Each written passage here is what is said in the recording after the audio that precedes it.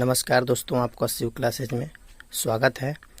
देखिए, आपको जैसा कि आपको बतला रहे थे कि 10 क्लास का मैं आपको वास्तविक संख्या पढ़ाने जा रहा था। ठीक है, वास्तविक संख्या का एक मैंने लेक्चर पढ़ा चुका हूं आपको, लेक्चर 2 है। ठीक है ना, पार्ट 2 है वास्तविक संख्या पर, यानी मैथ का, यानी वास्तविक संख्या पहला चैप्टर है, अध्याय 1 है, उसी का मैं पढ़ा रहा था। अभी आपको प्रश्नावली के सवाल नहीं बतलाए हैं, अभी उसका क्या है कि बेसिक कंसेप्ट दे रहे हैं, जिसका उसमें जिसे वास्तविक संख्या के अंतर्गत जितने संख्याएं आती है सभी के बारे में हमने बतला रहा हूं। जब पूरा डिफिनीशन हर एक संख्या के बारे में लिखा देंगे, सभी का परिभाषा, तब आपको क्या है कि सवाल बनाने में प्रश्नावली का आसान होगा। ठीक है दोस्तों, इसीलिए हम आप सीखते हैं।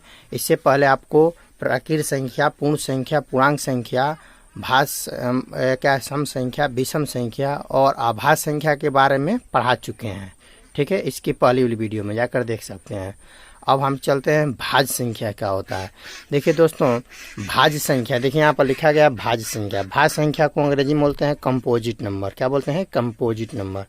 देखिए, यानी भाज्य संख्या किसे कहते हैं, तो आपका जवाब होगा कि वैसी संख्या जो एक से बड़ी हो, मतलब ऐसी संख्या जो एक से बड़ी हो और एक और स्वयं के अलावा भी, मतलब एक और स्वयं के अलावा भी, मतलब एक से विभाजित हो और स्वयं से विभाजित हो और उसके अलावा भी विभाजित हो, भाज्य संख्या कहलाती है। यानी कह रहा है कि यानी वैसी संख्या जो एक से बड़ी हो और एक और स्वयं के अलावा भी, मतलब अलावा भी किसी संख्या से, अलावा भी ऐसे लिखना है, किसी संख्या से।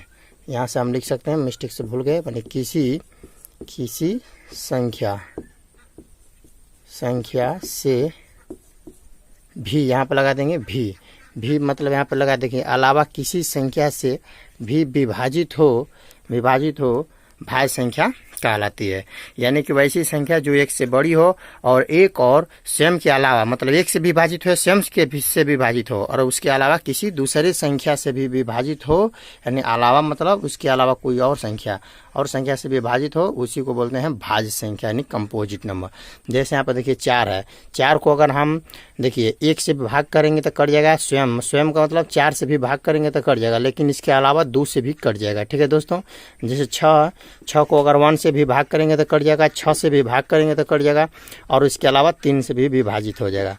8 को देखिए 1 से भी भाग करेंगे तो कटेगा और 8 से भी, 8 एक कम 8, 8 से कट जाएगा और 2 से भी कटेगा। देखिए 2 चौके 8 और 4 से भी कटेगा, 4 दूना के 8।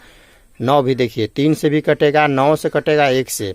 इसीलिए जितने संख्या लिखे हैं आपको सभी क्या है, भाज्य संख्या। और अभाज्य संख्या जिसको बतलाए थे इससे पहले कि वैसी संख्या जो क्या हो, एक से बड़ी हो और एक और स्वयं से विभाजित हो लेकिन किसी दूसरे संख्या से विभाजित ना हो, उसको कहते हैं अभाज्य संख्या। जैसे को बतलाए थे 2, 3, 5, 7, ये देखिए क्या है, अभाज्य संख्या। जैसे 2 को अगर 2 से ही भाग करेंगे तो कटेगा, यानी स्वयं से विभाजित करेंगे और 1 से, लेकिन इसके अलावा किसी दूसरे संख्या से कटने वाला नहीं है।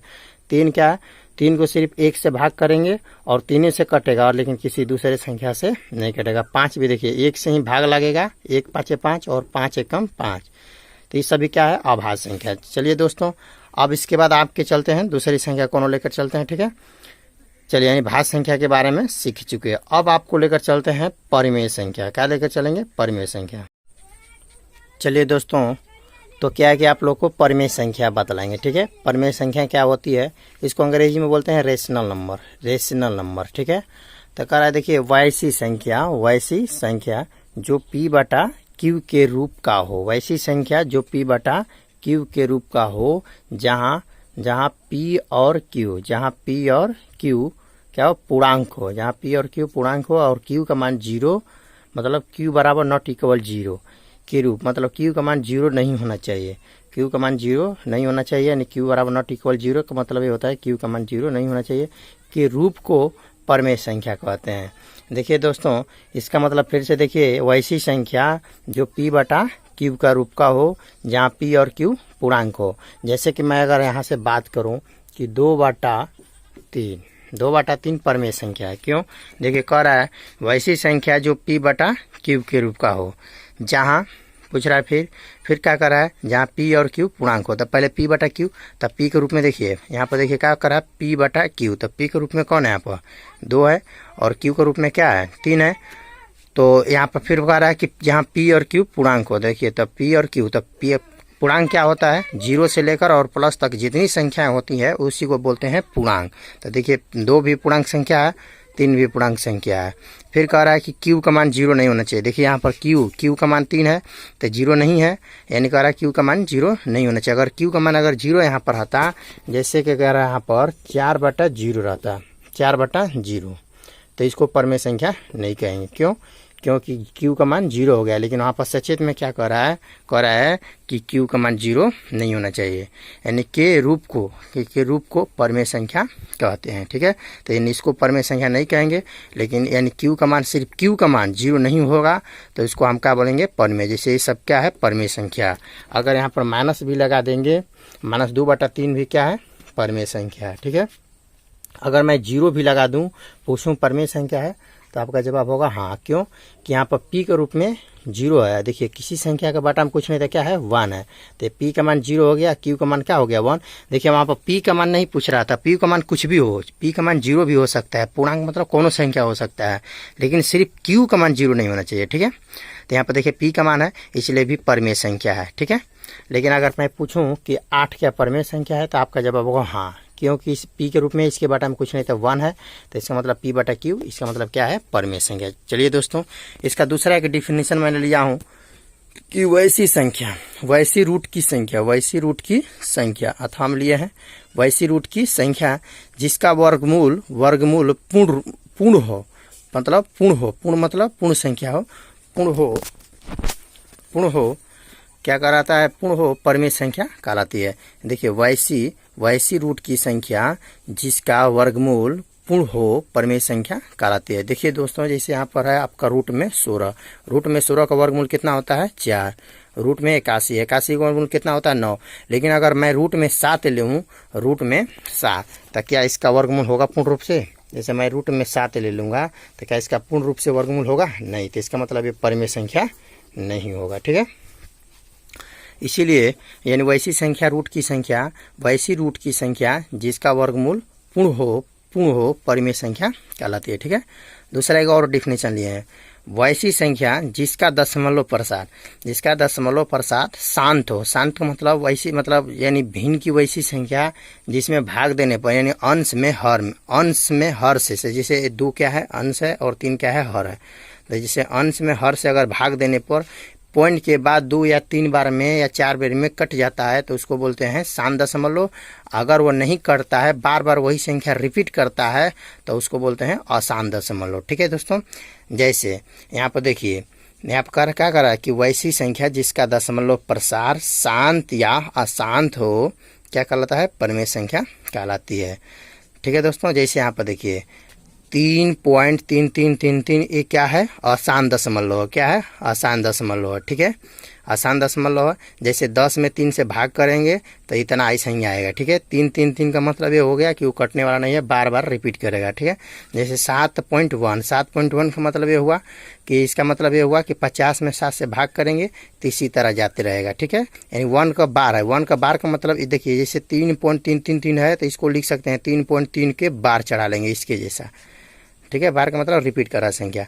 यहाँ पर देखिए क्या है 79.75 है, तो इसका मतलब ये क्या हो गया कंट क्या होगा, यानी डॉट नहीं है। ठीक है, कोमा देके यहाँ पर डॉट लगाए हैं तो इसका मतलब लिखे हैं इत्यादि मतलब इसी तरह संख्या। ठीक है दोस्तों, जैसे आपका टोटल कुलीन का मिला का एग्जाम्पल लिए, यानी 7/8 परमेय संख्या, 0 भी परमेय संख्या है, 5 भी परमेय संख्या, -2/3 भी परमेय संख्या, रूट में 16 भी परमेय संख्या, रूट में 81 भी है, 3.33 ऐसे रिपीट करते रहेगा तो उसका मतलब वो भी परमेय संख्या है, 7.7 के बार रहेगा तो वो भी परमेय संख्या है, और मतलब जैसे पॉइंट के बाद ऐसे डॉट नहीं रहेगा कोनो सिंबल तब पर भी इसको बोलेंगे परमेय संख्या।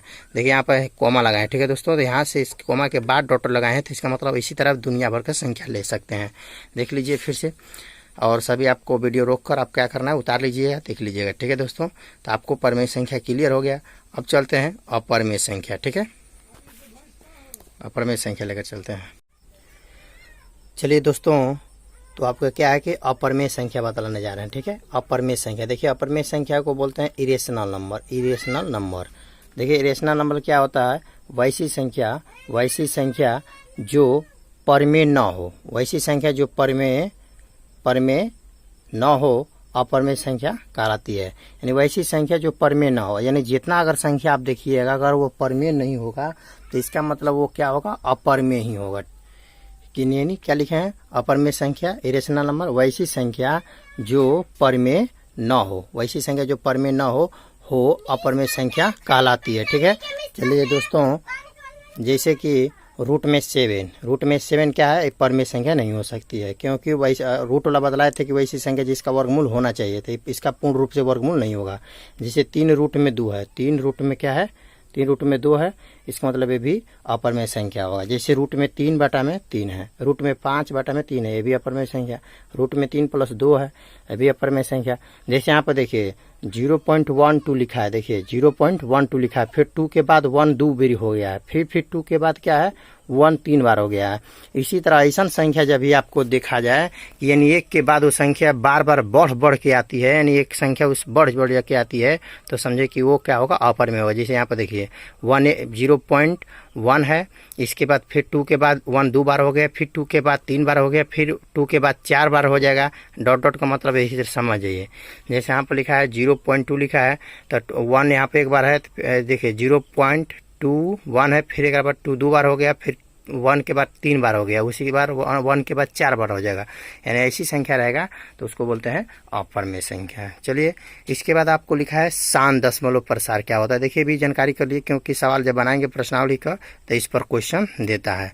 तो शांत दशमलव प्रसार क्या होता है, ऐसे सिंपल से अगर कहा जाए कि अगर जब कोनो संख्या लिखा रहेगा बाटा में, तो अगर ऊपर वाला में नीचे से भाग करेंगे, यानी जैसे बाटा में है तो ऊपर में नीचे से भाग करेंगे, पॉइंट के बाद अगर 2 4 या 5 बार में कट जाता है तो उसको बोलते हैं शांत दशमलव, अगर नहीं करता है तो अशांत दशमलव। लेकिन 10 क्लास में पढ़ रहे हैं तो वो काम हमेशा देने वाला नहीं है, इस थ्योरी के अनुसार पढ़िए। शांत दशमलव इसको अंग्रेजी में कहते हैं कंटिन्यूस डेसिमल, क्या बोलते हैं, स्प्रेड। यानी कि क्या होता है, यानी कि शांत दशमलव। शांत दशमलव प्रसार क्या होता है, तो आपका जवाब होगा वैसी संख्या जिसका हर का भाज्य गुणनखंड 2 के पावर m गुणे 5 के पावर n के रूप का हो करा है कि शांत दशमलव प्रसार कहलाता है। यानी वैसी संख्या जिसका हर का भाज्य गुणनखंड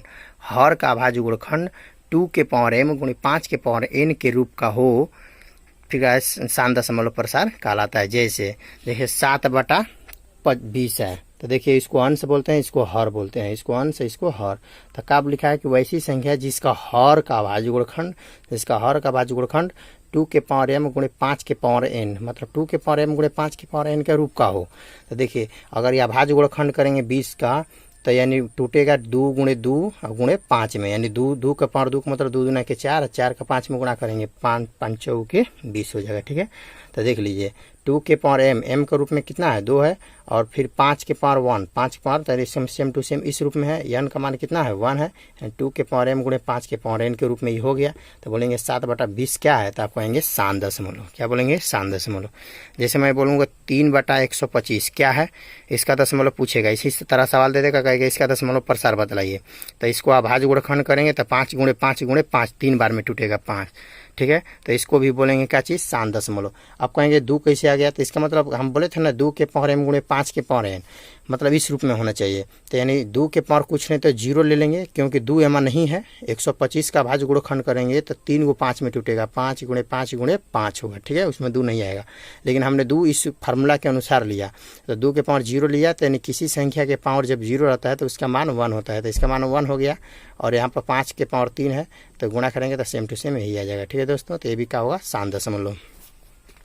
अब रह गया, आप लोगों को समझ में आएगा कि शांत दशमलव क्या होता है। जब हर का भाज्य गुणनखंड कीजिएगा, अगर उसका यानी कि भाज्य गुणनखंड 2 के पावर m गुणे 5 के पावर, यानी 2 के पावर के रूप में हो या 5 के पावर के रूप में हो, तो समझे कि वो शांत दशमलव हो। अगर नहीं आएगा तो समझे कि अशांत दशमलव होगा। देखिए अशांत दशमलव प्रसार क्या होता है, उसको हम बोलते हैं नॉन कॉन्टिन्यूस, एक बाद डेसिमल, ठीक है ना, स्प्रेड। यानी कह रहा है कि यहाँ से देखिए वैसी संख्या जिसका हर का भाज्य गुणनखंड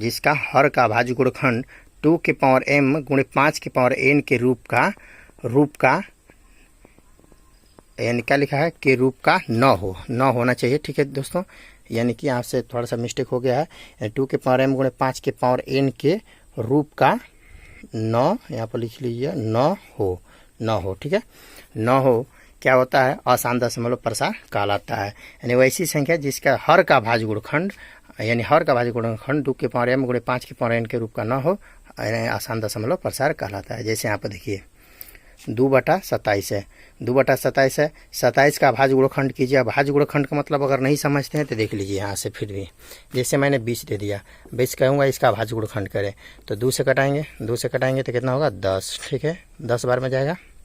फिर कितना बार ले जाएंगे 2 से, तो कितना बार में 5। तो इसको तोड़ेंगे तो 2 गुणे 2 और गुणे 5, ये भाज्य गुणनखंड हुआ। तो इसमें 2 कितना बार है, 2 बार है, तो इसको लिख सकते 2 के पावर 2 और गुणे 5 ऐसे लिख सकते हैं। 5 कितने बार है, 1 बार है, तो 1 बार लिखेंगे। ठीक है दोस्तों, यही होता है भाज्य गुणनखंड। तो यानी कि वैसी संख्या जिसका हर का भाज्य गुणनखंड 2 के पावर m गुणे 5 के पावर n के रूप का न हो क्या होता है, आसान दशमलव प्रसार कहलाता है। जैसे मैं बात करूं 2/27, आपको 27 का भाज्य गुणनखंड करेंगे तो 3 के पावर 3 होगा। ये देखिए 2 के पावर और 5 के पावर के रूप में नहीं है, देखिए 5/30 है, करेंगे तो 2 गुणे 3 गुणे 5, देखिए 2 आया है, 5 आया, लेकिन इसके अलावा 3 आ गया है, तो 3 आ गया, इसीलिए ये क्या होगा, अगर 2 के पावर 5 और 2 के पावर मतलब 2 के पावर m गुणे 5 के पावर n, अगर 2 और 5 में सम्मिलित हो और उसके अलावा किसी दूसर संख्या अगर सम्मिलित हो जाए, अगर ऊपर वाला से नहीं कटता है तब पर भी वो नहीं कटेगा तो आसान दशमलव होगा। देखिए यहाँ पर 2 भी शामिल है, 5 भी शामिल है, लेकिन इसके अलावा क्या आ गया, 3 शामिल हो गया, इसीलिए इसको बोलेंगे आसान दशमलव। ठीक है दोस्तों, जैसे मान लीजिए कि तीसरा अगर लेना है, जैसे कि 7 है, बटा में आपको ले सकते हैं, आपका जो भी है, तीसरे चाहे ले लीजिए आपको क्या, हाँ 57 ले लीजिए, चाहे 56 ले लीजिए। यहाँ से इसका करेंगे तो 7 आपका देखिए यहाँ से हो गया 7 8 56, 7 8 56, यानी 7 8 56 कट जाएगा ये वाला, तो आपको ऐसा ही शांत दशमलव होगा। देखिए 7 8 56 अगर कट सकता है, कटेगा तो यहाँ पर यानी ऊपर कुछ नहीं तो 1 हुआ, ऊपर कुछ नहीं तो 1 हुआ, बटा में 8 का तोड़ेंगे तो 2 के पावर 3 बार में टूटेगा, यानी 2 गुणे 2 गुणे 2 3 बार में टूटेगा, तो इसको शांत बोल सकते हैं। इसीलिए ये आसान दशमलव नहीं होगा दोस्तों, शांत दशमलव होगा। ठीक है दोस्तों, ये शांत दशमलव, इसलिए इसका एग्जाम्पल नहीं लेंगे। ठीक है, दुनिया भर के लिख सकते हैं, माना कि 2 है, चाहे 7 ले लें, 7 के पावर ले सकते हैं आपका 49, 7 के पावर 49 कट जाएगा, तो भी आपका 1 बटा में कितना आएगा 7, 1 बटा में 7, 1 बटा में 7, तब पर भी आसान दशमलव है। ठीक है, तो चलिए आपको लेकर चलते हैं, डायरेक्ट आप प्रश्नावली पर लेकर चलते हैं। ठीक है दोस्तों, तो यहाँ से आपका थ्योरी इसमें से समाप्त हो गया, अब डायरेक्ट आपको प्रश्नावली का सवाल लेकर। जय हिंद, जय भारत।